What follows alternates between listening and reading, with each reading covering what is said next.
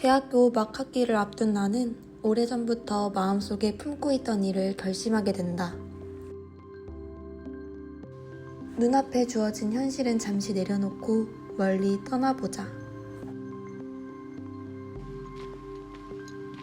교환학생을 가기 전 나는 경쟁적인 한국 사회에 적응하고자 노력했다. 정작 나를 위한 시간과 에너지는 없었던 걸 자각조차 못한 채로. 그런 내게 핀란드는 알면 알수록 신비하고 매력적인 곳이었다. 한국에서는 남들보다 뒤처지지 않게 늘 성과를 내며 살아야만 내 가치가 증명된다고 믿었다. 하지만 이곳에서는 한국의 10분의 1밖에 안 되는 인구가 무언가에 쫓기는 것도 남의 시선을 의식하지도 않으면서 각자의 페이스대로 살아가고 있었다. 문득 이런 생각이 들었다.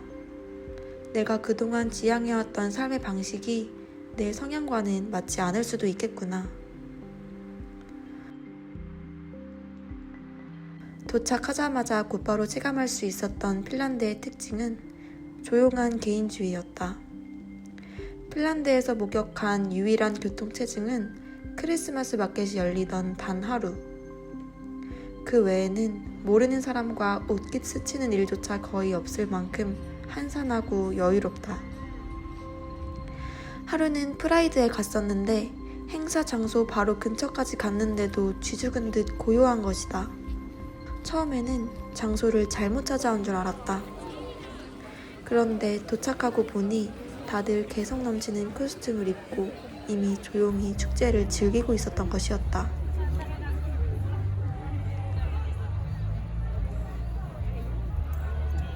그렇게 내성적인 핀란드 사람들이 가장 좋아하는 음악 장르는 헤비메탈이다.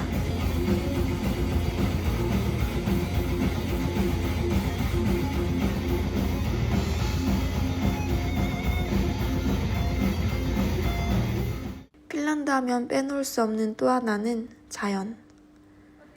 서울에 살면서 자연과 가깝다고 느껴본 적이 거의 없었던 내게 다양한 야외 체험을 할 수 있는 핀란드의 여름은 무척이나 소중했다.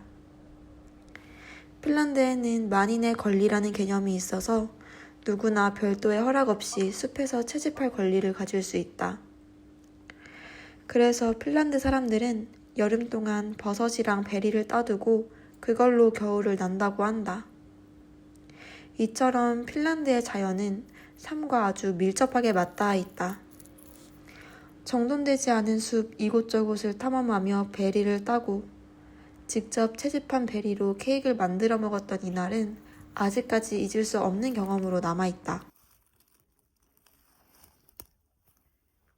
버섯을 따볼까도 했지만 독버섯을 구분하는 것은 생각보다 쉬운 일이 아니었다. 인터넷으로 구분하는 것에는 한계가 있을 뿐더러 간혹 전혀 위험해 보이지 않는데도 독버섯인 경우가 있었다. 핀란드에는 숲과 호수가 정말 많아서 이런 자연을 활용한 사우나도 흔히 볼 수 있다. 주로 오두막 형태의 사우나에서 천천히 몸을 데운 뒤 바로 앞에 있는 호수로 들어가 수영을 하는 방식인데 이 과정을 계속 반복하다 보면 어느 순간 도파민이 돌면서 발끝부터 머리까지 상쾌해지는 기분을 느낄 수 있다. 이런 신선한 방식으로 도파민을 채우는 건 자극적인 미디어로 중독되었던 내게 꽤 의미 있는 경험이었다.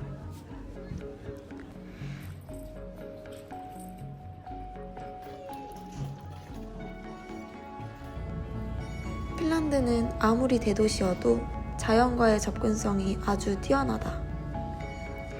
이곳은 기숙사에서 버스로 15분 정도 거리에 있는 야외 박물관인데 핀란드 전통 농촌 마을을 재현한 곳이라고 한다.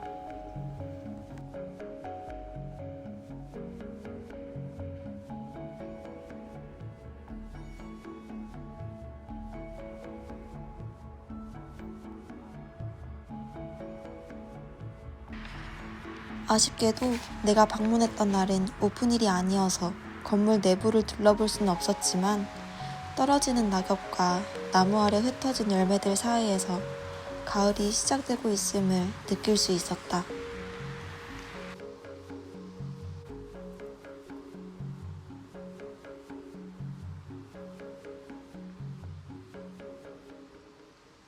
마을에 단 하나뿐인 카페에도 들렀다. 핀란드에는 이렇게 전통 목조 건물의 특성을 살린 카페들이 많다.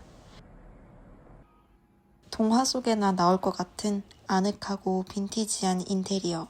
이런 곳에서 먹는 초코 케이크는 실패할 일이 거의 없다.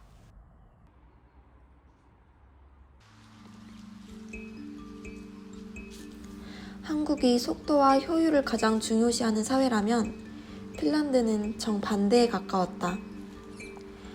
대부분의 시간을 무언가를 한다에 초점을 맞추기보다 그저 흘러가는 대로 살았던 것 같다. 특히 한국에서 학점을 거의 다 채운 상태였기 때문에 학업적으로 굉장히 여유로운 편이었고 그 덕분에 할 일의 굴레에서 어느 정도 벗어날 수 있었던 것 같기도 하다. 좋은 공기를 마시고 자연을 경험하는 게 어쩌다 한 번 있는 이벤트가 아닌 일상이 되면서 오히려 예전보다 훨씬 경험적으로 풍부해지고 생각이 확장되는 걸 느꼈다. 나는 남들보다 느리더라도 주변을 살피며 여유 있게 모든 일을 대하곤 하는 편이다. 그동안은 그런 성향을 무시한 채 이 나이면 이 정도는 해야지 라는 암묵적인 기준에 나를 끼워 맞추려고 했었다면 핀란드에서만큼은 아무것도 안 하는 날도 있었고 하루 종일 영화만 본 적도 있었고 아무런 계획 없이 여행을 떠나보기도 했다.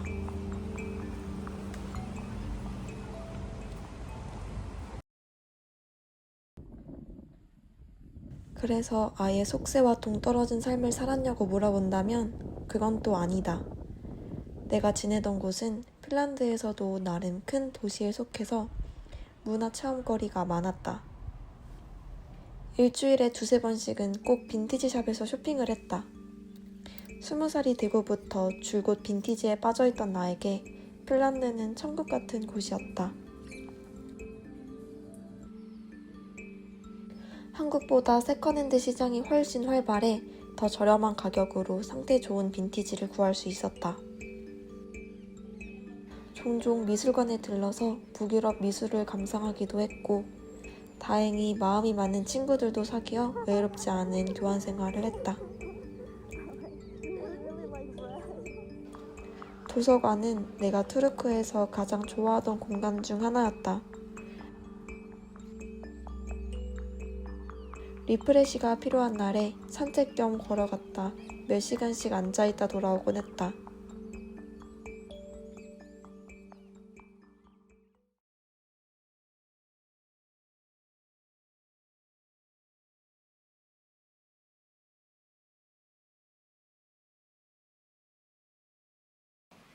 시간이 그래도 꽤 빠르게 흘러가는 것 같은데요. 제가 생각했던 것보다 훨씬 더 다이나믹하고 정말 제가 한국에서 지냈던 거랑은 거의 180도 다른 그런 일상을 보내고 있어요. 제가 한국에 있을 때는 사람을 사실 거의 만나지 않았었고 만난다고 해도 남자친구 1~2주에 한 번 정도 친구들 만나고 이게 사실 제 인간관계의 전부였단 말이죠. 그리고 이제 제가 일을 집에서 했었으니까 일로서도 사람을 만날 일이 거의 없었던 거죠. 저만의 개인 시간이 굉장히 많았다면 여기 와서부터는 사실 제 개인 시간은 정말 줄어드는 것 같아요. 그래서 그 부분이 조금 아쉽지만 그래도 다양한 경험들을 할 수 있었던 것 같아요. 지금 한 달밖에 안 지났음에도 불구하고 되게 많은 사람들을 일단 만났고 왜냐면 이제 학생들을 위한 행사들이 굉장히 많단 말이에요. 이제 인터내셔널 학생들을 위한 그런 행사들도 굉장히 많아서 그런 행사들도 좀 여러 번 참여를 했었고 이제 새로 만들게 된 친구들도 많이 있고 그러다 보니까 좀 저 혼자만의 시간보다는 친구들이랑 보내는 시간들이 사실 훨씬 더 많게 되었어요.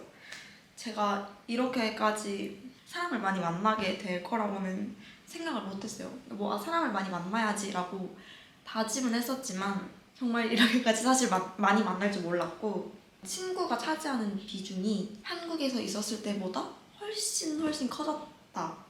그래서 한편으로는 사실 저는 완전 내향인이기 때문에 좀 기가 빨릴 때도 있지만, 그것보다도 사실 그 여러 사람들을 만나고 또 이제 또 다 다른 국가에서 온 그런 친구들이니까 뭔가 그 문화에 대해서 알고 또 나도 내 문화를 이렇게 공유를 하고 약간 그런 부분에서 얻을 수 있는 게 굉장히 많다고 생각을 했어요. 다른 사람과 함께 뭔가 무엇을 같이 하는 거? 그런 거에 대한 재미도 좀 어느 정도 느끼고 있는 것 같고, 그래도 약간 여전히 기가 빨리는 건 여전한 것 같습니다. 이것저것 막 정신없는 일상을 보내고 있다 보니 하루를 끝내고 집에 돌아오면 막 새벽, 밤 이렇게 될 때도 있고, 그렇지 않더라도 일단 집에 들어오면 너무 피곤해서 유튜브나 넷플릭스 약간 그런 힘들이지 않고 할 수 있는 그런 일들밖에 할 여유가 없는 거예요.